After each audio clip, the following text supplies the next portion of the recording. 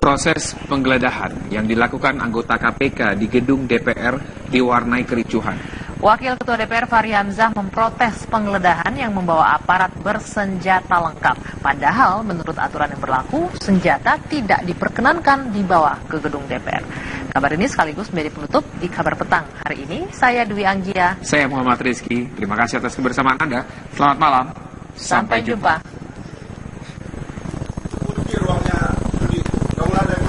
Proses penggeledahan sejumlah ruangan di DPR RI siang tadi diwarnai kericuhan antara Wakil Ketua DPR dan anggota KPK. Mana yang dari Brimob?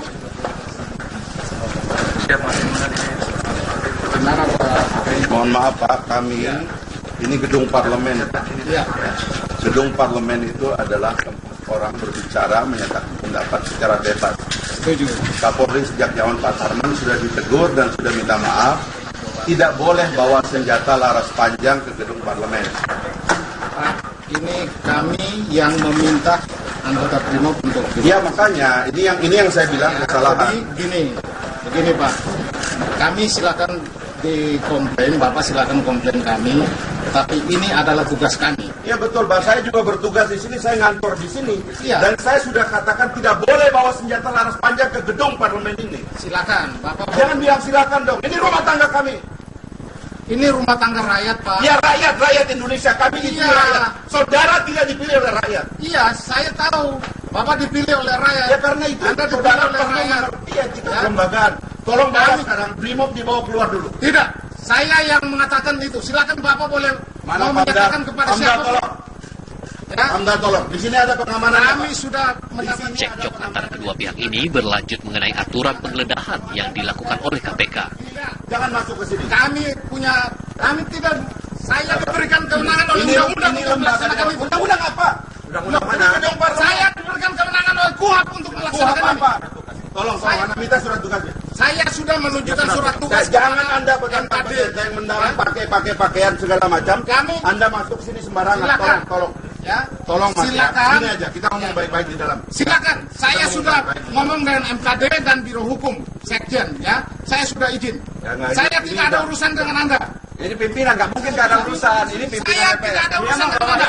Saya urusannya sudah dengan Biro Hukum dan Biro Hukum dan MKD. Ya. Anda kembali di Kabar Petang, pemirsa. Presiden Joko Widodo mengingatkan Indonesia harus siap bersaing di era masyarakat ekonomi ASEAN. Sementara Otoritas Jasa Keuangan berkomitmen mendorong penguatan ekonomi daerah untuk menopang perekonomian nasional.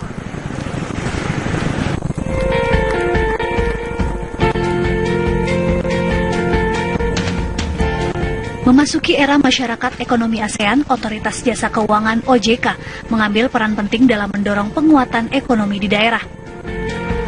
Ketua Dewan Komisioner OJK Mulyaman Hadad menyatakan pihaknya optimistis industri keuangan nasional bisa maju di tahun 2016 melalui program percepatan akses keuangan daerah. Saya optimis industri keuangan Indonesia maju loh ya. Artinya kita tidak kalah dengan negara ASEAN yang lain. Kita punya kapasitas yang memadai. Saya kira juga sudah menguasai teknik-teknik yang diperlukan. Sehingga dengan demikian saya meyakini tahun 2016 ini industri keuangan nasional bisa maju ya. Dalam pertemuan antara pemilik industri jasa keuangan dengan Presiden Joko Widodo di Istana Negara, OJK memberikan penghargaan kepada perguruan tinggi, individu, dan kepala daerah yang telah menjadi pelopor industri keuangan. Industri keuangan bisa lebih merakyat, ya masuk terus sampai ke desa-desa, dan juga bisa dimanfaatkan oleh juga industri-industri besar. Jadi saya pikir ini akan terus kita lanjutkan setiap tahun. Bisa media, bisa siapa saja pihak-pihak yang kita nilai membantu membukakan akses keuangan sehingga keuangan itu bisa masuk sampai ke desa-desa.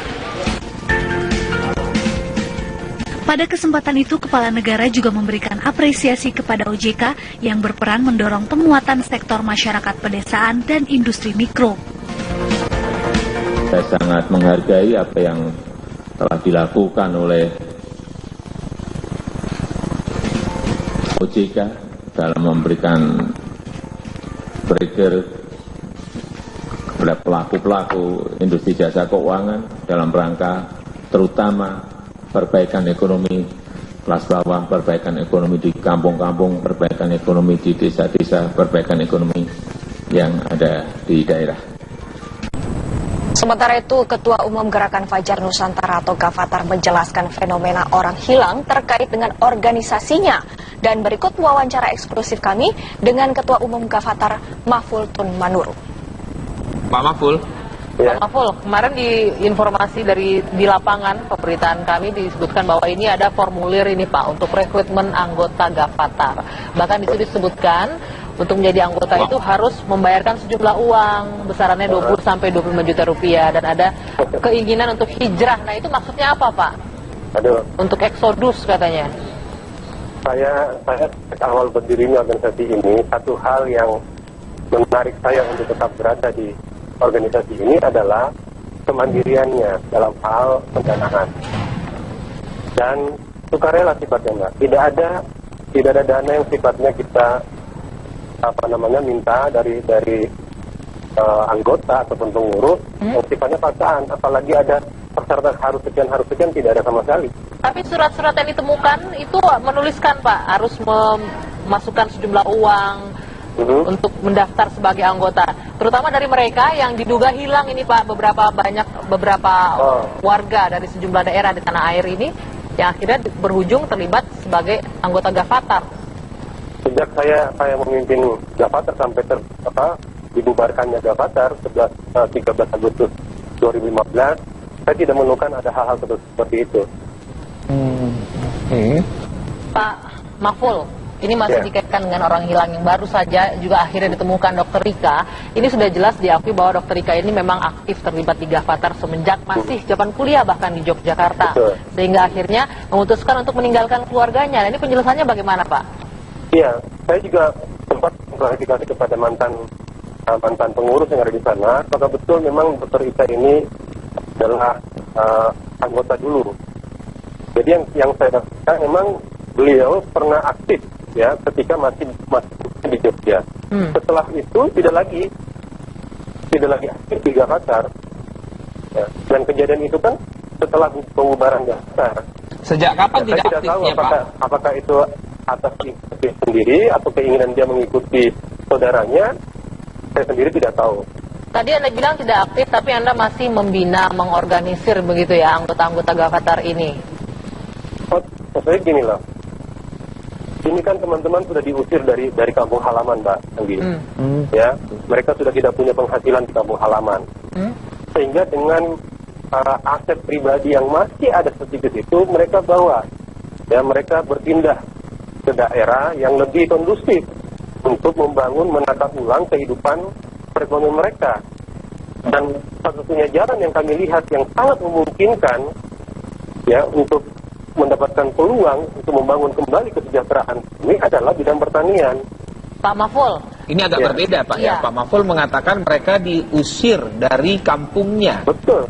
Sementara mereka yang ada di kampungnya merasa kehilangan karena pergi tanpa pamit gitu loh, meninggalkan keluarganya. Bahkan ada juga yang pamit, jadi pergi tapi tidak kembali gitu Pak Mahful. Nah, itu kasus-kasus yang lain. Tapi yang kami koordinir ini kan orang-orang yang tidak punya lagi pegangan pencarian, sehingga kami mengkoordinir mereka supaya mereka tidak liar, tidak dalam tanda pengertian tidak melakukan hal-hal yang negatif di masyarakat. Ya, mengarahkan mereka, membimbing mereka, mengajari mereka bagaimana cara bertani, bagaimana mulai tahapan-tahapan pertanian tersebut. Pak Mahful, tadi Anda bilang sebagian dari mereka ditolak, diusir dari komunitasnya, dari keluarganya. Apa sebenarnya yang membuat warga komunitas mengusir, menolak keberadaan rekan-rekan yang tadi saya bilang di depan Bang? Karena kami ini ya dalam berkarya membangun negeri ini, membangun bangsa ini selalu dikaitkan dengan masalah keyakinan. Padahal keyakinan itu kan masalah hal yang sangat fitrah dan sangat pribadi sifatnya dan tidak bisa dipaksakan. Dan pemirsa, ternyata tak hanya masyarakat, Ormas Gavatar juga menyasar tokoh-tokoh nasional untuk mendukung gerakan mereka. Salah satunya mantan pimpinan KPK Bibit Samatrianto yang pernah menjadi ketua Dewan Pembina sebelum kemudian mengundurkan diri karena merasa tertipu.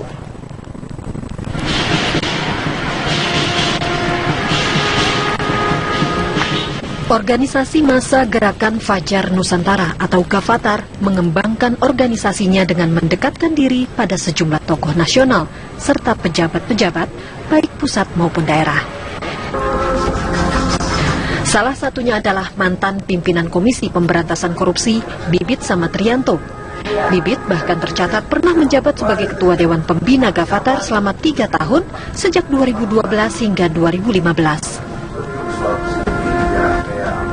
Ya, saya ketemu anak muda gitu ya, dan dia mencoba menyampaikan perkumpulan dia yang namanya Gavatar, kemudian sepak terjangnya di bidang sosial, seperti misalnya pembersihan selokan, kemudian membantu yang kena bencana, dan kegiatan sosial lainnya termasuk pembelajaran pendidikan sekolah tanpa bayar, dan seterusnya.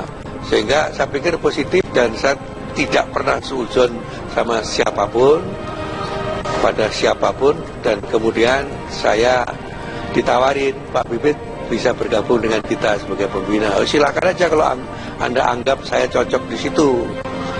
Nah, suatu saat pada tepatnya 24 Desember 2014, saya nggak tahu ya, mungkin mereka prinsipnya tuh organisasi itu tertutup ya, tertutup, dan dalam rangka rekrutmen itu perorangan, satu persatu direkrut.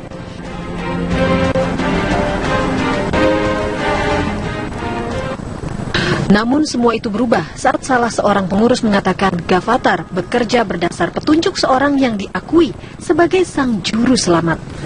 Setelah bertemu dengan sang juru selamat Gavatar, Bibit langsung mengundurkan diri karena mengaku merasa ditipu. Tapi setelah tanggal 24 Desember ketemu dengan ketuanya dan ketemu dengan pengurus yang lain, di situ menyebutkan bahwa Gavatar itu bekerja atas petunjuk dari seorang Mesias, ya, juru selamat. Ya, dengan begitu, setelah itu saya jadi penasaran malah, siapa Mesiasnya? Tolong ketemukan dengan saya. Tanggal 3 Januari saya diketemukan, ya, 2015 ya. Nah, diketemukan dengan sang Mesias itu ternyata namanya Bapak Ahmad Musadek. Kemudian saya teliti di internet tanggal 24 setelah saya ngobrol-ngobrol dengan mereka di internet, termasuk aliran dari Al-Qiyadah Al-Islamiyah yang selama ini yang pernah dibekukan oleh pemerintah karena, dan dia pernah dihukum berapa tahun gitu, kemudian dilarang menyebarkan ajaran itu. Nah, atas dasar itulah saya pada tanggal 3 Januari 2015 mengundurkan diri dari jabatan yang diberikan pada saya itu.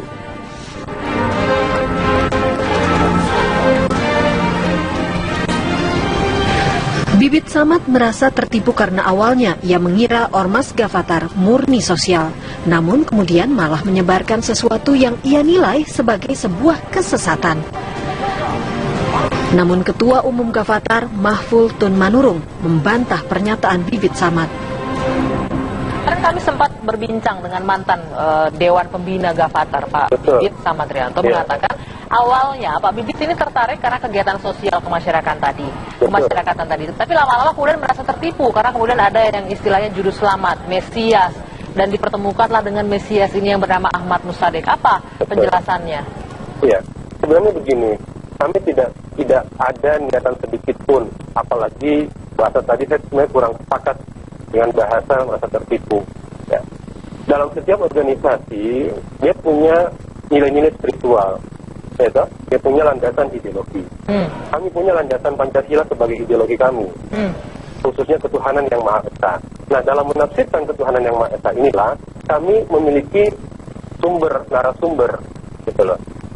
Dalam hal organisasi komunikasi kami punya narasumber, kami punya pembina dalam hal itu. Dalam hal sosial politik kami punya pembina soal itu. Dalam hal ekonomi kami punya pembina dalam bidang itu. Dalam hal hukum dan komunikasi kami punya Pak Bibit yang kami hormati. Karena beliau bergerak di bidang pemberantasan korupsi. dan itu sejalan dengan nilai-nilai moral yang kami junjung tinggi. Lalu Pak Musadek? Nah, Pak Musadek di dalam hal ini kami tempatkan sebagai salah seorang narasumber kami, khususnya dalam hal spiritual. Jadi beliau bagi kami guru. Tapi bagaimana Pak Bibit adalah guru bagi kami, serta pembina-pembina lain adalah guru bagi kami, cuman dalam hal yang berbeda. Tapi benar diposisikan sebagai juru selamat, sebagai Mesias itu Pak Mahful. Saya kira masalah ini hanya peristilaan saja, Mbak. Ya, setiap orang harus menjadi juru selamat.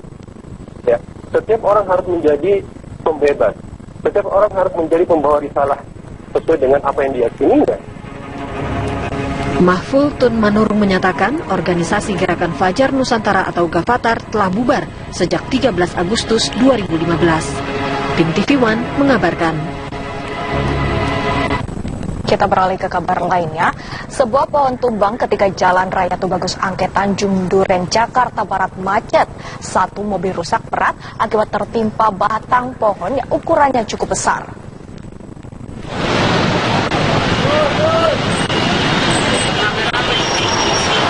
Mobil milik Haruman terjebak, tak bisa kemana-mana. Sebab sebuah batang pohon menimpa atap mobilnya ketika Haruman melintas di kemacetan Jalan Raya Tubagus Angke siang tadi.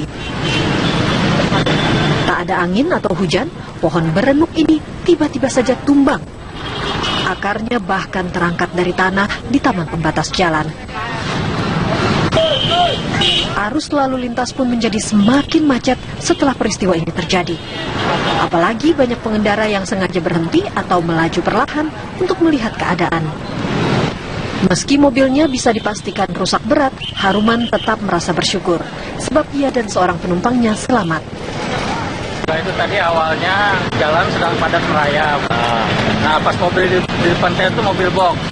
Dia jalan, karena saking macetnya saya jalan pelan. Nah begitu paling 2 meter saya jalan itu bluak, suaranya kencang. Saya lihat ke belakang itu atap saya tuh udah celong gitu. Panas, nggak ada hujan, nggak ada angin, benar-benar panas. Tiba-tiba? Iya, tiba-tiba. Ada luka, Pak? Nggak ada, alhamdulillah. Selamat ya? Selamat. Mungkin shock aja kali ya? Shock, kaget sampai sekarang masih terkaget.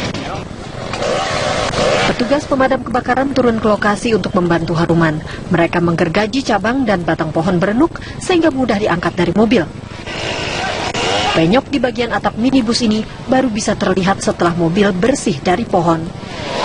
Bukan hanya bagian luar, interior kendaraan ini pun rusak.